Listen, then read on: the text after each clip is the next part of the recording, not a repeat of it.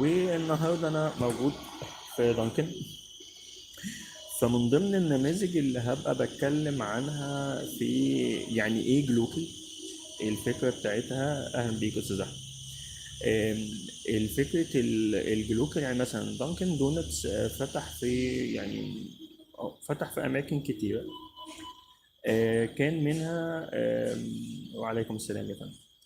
كان منها فروع في عدد من الدول، وفي احد الفروع كان عندهم مشكلة إن مفيش حركة بيع. دانكن دونتس هو بيعتمد على إن هو بيطلع القهوة مع قطع الدونتس، وبدأ إنه هو يبقى مش قادر إن هو يبيع، أو مش قادر إن هو يعني نسبة المبيعات بتاعته كانت ضعيفة جدا. ففكر في فكرة، أعتقد إن هي فكرة لطيفة، هي ممكن تبقى مكلفة.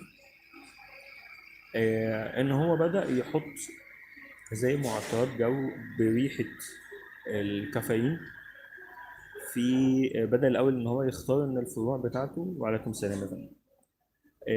بدأ إن هو يختار إن الفروع بتاعته تبقى موجودة قريب من محطات المترو، وبدأ إن هو يبقى عامل نوع من معطر الجو بريحة القهوة وريحة الكافيين، ويبدأ إن هو يبقى ده بتودي الريحة بتاعة القهوة والكافيين على الناس وهي طالعة من الصفوية أو طالعة من المترو.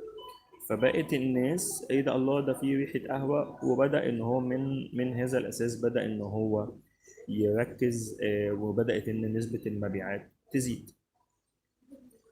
فمهم ان المنتاليتي او العقلية بتاعتنا تبقى مركزة في ده، تبقى شغالة على ده، تبقى متخيلين ازاي ان ممكن ان انت تبي جلوكال. ده مهم جدا.